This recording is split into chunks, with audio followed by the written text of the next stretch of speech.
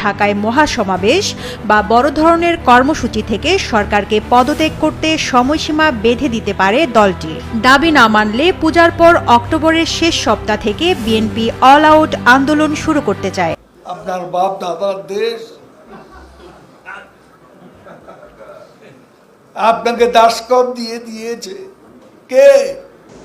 যে অভিযোগ বা বিতর্কের যে মাত্রাটা একটু অতিরিক্ত, 14 এবং 18 চাপটা এসে আমাদের উপর পড়েছে এই নির্বাচন কমিশনের উপরে। আসসালামু আলাইকুম, আপনারা সবাই কেমন আছেন? আশা করছি সবাই ভালো আছেন। তো আমি আপনাদের কাছে দেখাবো অক্টোবরের শুরুতেই নির্বাচন নিয়ে গুরুত্বপূর্ণ তথ্য দিলেন নেতাকর্মীরা, যা আপনারা শুনলে অবাক হয়ে যাবেন। তো আজকের এই ভিডিওগুলো অত্যন্ত গুরুত্বপূর্ণ। তো আমি আশা করবো যে আপনারা এই সম্পূর্ণ ভিডিওটি দেখবেন, আর এই সম্পূর্ণ ভিডিওটি দেখলেই বিস্তারিত জানতে পারবেন। আর এই ভিডিওগুলো দেখানোর আগে আপনাদের কাছে আমার ছোট্ট একটু রিকোয়েস্ট, আপনারা যদি আমার চ্যানেলে নতুন হয়ে থাকেন তাহলে একটু আপডেট নিউজ সবার আগে পেতে আমার এই চ্যানেলটি সাবস্ক্রাইব করে আমার সাথেই থাকুন। আর এখন চলুন কথা না বাড়িয়ে আমরা ভিডিওগুলো দেখে আসি। মার্কিন ভিসা নীতি কেন্দ্র করে সৃষ্ট পরিস্থিতিকে কাজে লাগিয়ে নভেম্বরের শুরুতে দ্বাদশ সংসদ নির্বাচনের তফসিল ঘোষণার আগেই আন্দোলন চূড়ান্ত লক্ষ্যে পৌঁছাতে চায় বিএনপি। কোনো কারণে ওই সময়ের মধ্যে দাবি আদায় সম্ভব না হলে তফসিল ঘোষণার পরও আন্দোলন অব্যাহত রাখা হবে। তবে 20 থেকে 24 অক্টোবর পর্যন্ত দুর্গাপূজার সময়ে বড় কোনো কর্মসূচি রাখবে না বিএনপি। তার আগে ঢাকায় মহাসমাবেশ বা বড় ধরনের কর্মসূচি থেকে সরকারকে পদত্যাগ করতে সময়সীমা বেঁধে দিতে পারে দলটি। দাবি না মানলে পূজার পর অক্টোবরের শেষ সপ্তাহ থেকে বিএনপি অল আউট আন্দোলন শুরু করতে চায়। চূড়ান্ত আন্দোলনের প্রথম ধাপে বিএনপি এখন রোড মার্চ ও সমাবেশের কর্মসূচি পালন করছে। আগামী 5 অক্টোবর চট্টগ্রাম অঞ্চলে রোড মার্চের মধ্য দিয়ে এ পর্যায়ের কর্মসূচি সমাপ্ত হবে। এর মধ্যে রাজধানী ও এর আশেপাশের জেলায় 6টি সমাবেশ হয়েছে, রোড মার্চ হয়েছে 3টি। এছাড়া ঢাকায় মহিলা সমাবেশ ও শ্রমিক কনভেনশন হয়েছে। বিএনপি নেতাদের মূল্যায়ন, এসব কর্মসূচিতে বিপুল সংখ্যক নেতাকর্মী অংশ নিয়েছেন। পাশাপাশি সাধারণ মানুষেরও উল্লেখযোগ্য অংশগ্রহণ ছিল। এই ধারা অব্যাহত রাখতে হবে। চলমান কর্মসূচি শেষ হওয়ার পর আরও শক্তভাবে মাঠে নামবেন তারা, যা হবে সরকার পতনের চূড়ান্ত ধাপের কর্মসূচি। বিএনপির স্থায়ী কমিটির সদস্য আমির খসরু মাহমুদ চৌধুরী বলেছেন, আগামীতে আন্দোলনের কী কর্মসূচি আসবে তা পরিস্থিতি বলে দেবে। যখন যে কর্মসূচির প্রয়োজনীয়তা দেখা দেবে তখন সে কর্মসূচি দেওয়া হবে। জানা গেছে, যুগপৎ আন্দোলনের শরিকদের সঙ্গে পৃথক বৈঠকে চূড়ান্ত ধাপের আন্দোলনের সম্ভাব্য কর্মসূচি নিয়ে দলীয় চিন্তাভাবনা তুলে ধরেন বিএনপি নেতারা। বৈঠক সূত্র জানায়, অক্টোবরের দ্বিতীয় সপ্তাহে ঢাকায় যুগপৎ আন্দোলন বেগবান করবে বিএনপি। এ সময়ে যুব ও ছাত্র কনভেনশন করার ব্যাপারে আলোচনা হয়। এদিকে সনাতন ধর্মাবলম্বীরা যাতে উৎসব মুখর পরিবেশে শারদীয় দুর্গাপূজা করতে পারেন, সেজন্য 20 অক্টোবর থেকে 24 অক্টোবর পর্যন্ত পূজা চলাকালীন বড় কোনো কর্মসূচি রাখছে না বিএনপি।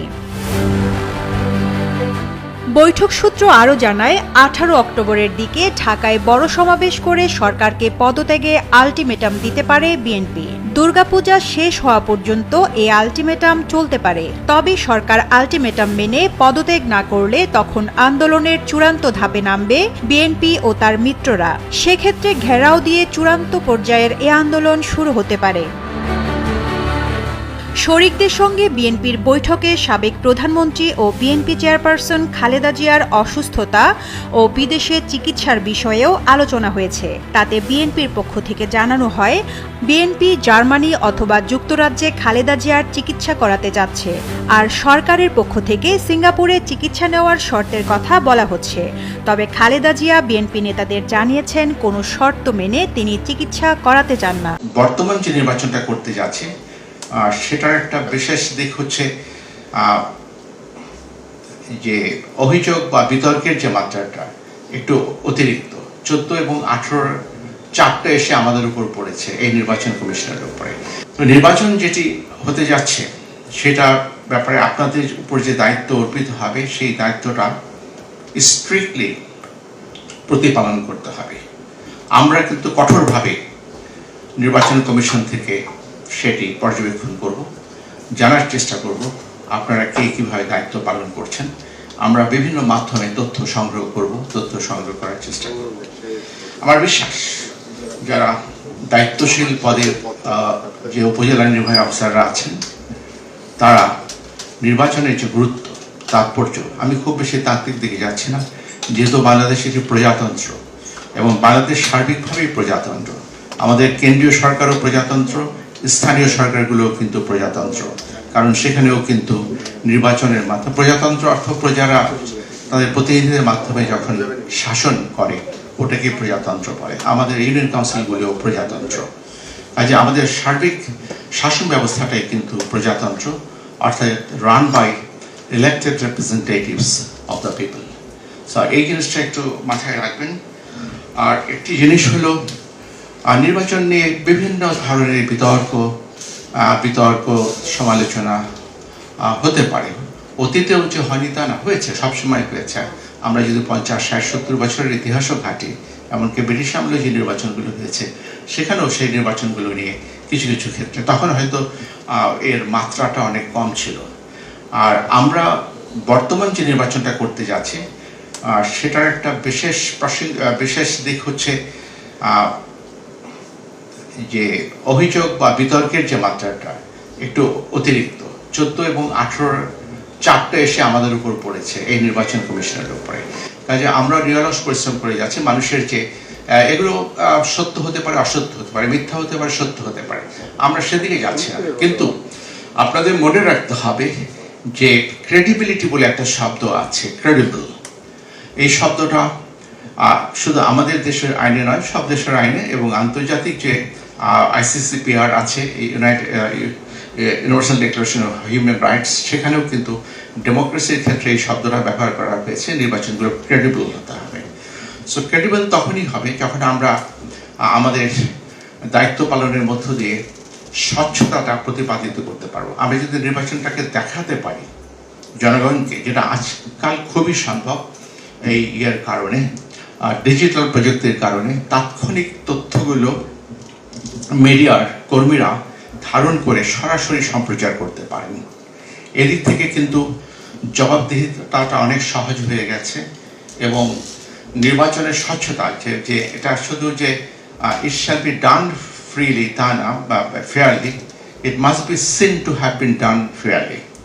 যে ফেয়ার একটা কথা বলা হয়, যে ফ্রি, ফেয়ার এবং ক্রেডিবল। তো পারসেপশনটা এখন বাজারে যে পারসেপশনটা আছে এখন, যেটা চাওর হয়েছে যে নির্বাচনে আমাদের উপর আস্থা নেই, সরকারের উপর আস্থা নেই, এর উপর আস্থা নেই, নির্বাচন নিরপেক্ষ হয় না। তো আমরা কিন্তু এই চ্যালেঞ্জটা গ্রহণ করতে চাই যে না, আমাদের অধীনে আগামীতে যে নির্বাচনটা হবে সেটা অবাধ হবে, নিরপেক্ষ হবে এবং শান্তিপূর্ণ হবে এবং একই সাথে স্বচ্ছ হবে। অবৈধ সরকারের কাছে খালেদা জিয়ার মুক্তি কেন চান? আওয়ামী লীগকে তারা ভয় দেখাচ্ছেন 48 ঘন্টা আলটিমেটাম শেষ, এখন অক্টোবরের আলটিমেটাম। অক্টোবর মাসেই পতন ঘটাবেন। পতন ঘটাতে ঘটাতে নিজেরাই যে কতবার খাদে পড়েছে। সরকার অবৈধ, তো এই অবৈধ সরকারের কাছে খালেদা জিয়ার মুক্তি কেন চান? আপনাদের নেত্রীর মুক্তি চান কেন? সরকার তো অবৈধ, অবৈধ সরকার কিভাবে মুক্তি দেবে? কথাবার্তা একটা রাজনৈতিক দল সীমা রাখার মধ্যে বলা উচিত। রাজনৈতিক প্রচলিত আচরণ বিধি আছে, সাধারণ আচরণ বিধি, সেটা কারো লঙ্ঘন করা উচিত। অক্টোবর এখন চলছে, অক্টোবর আরো আসবে। 15 বছরে অনেক অক্টোবর দেখেছি, 15 বছরে অনেকবার সরকার পতনের ডাক শুনেছি। আওয়াজ শুনেছি যে বেগম জিয়ার জন্য এখন মানবিক আচরণের কথা, তাকে বিদেশে পাঠানোর কথা বলা হচ্ছে। 10ই ডিসেম্বর তো শুনেছি খালেদা জিয়া দেশ চালাবেন, কি মনে আছে? 10ই ডিসেম্বর থেকে 9 মাস চলে গেছে। এখন খালেদা জিয়ার উচ্চ চিকিৎসার জন্য বিদেশ যাওয়া দরকার। এতদিন তিনি তো ক্ষমতায় থাকার কথা না। কোনো বিষয়ে অহংকারের প্রকাশ উচিত নয় কোনো রাজনৈতিক দলের। আমরা কখনো কাউকে সময় দিইনি। এই মির্জা ফখরুল কখনো বলে 10 সিটও আমরা পাবো না, কখনো বলে 30 সিটও আমরা পাবো। আপনার বাপ দাদার দেশ, আপনাকে দাসখত দিয়ে দিয়েছে কে? যারা এখন আমাদের পতন দেখছেন এই অক্টোবরে, তাদেরই পতন হয় কিনা সেটা একটু ভেবে দেখতে।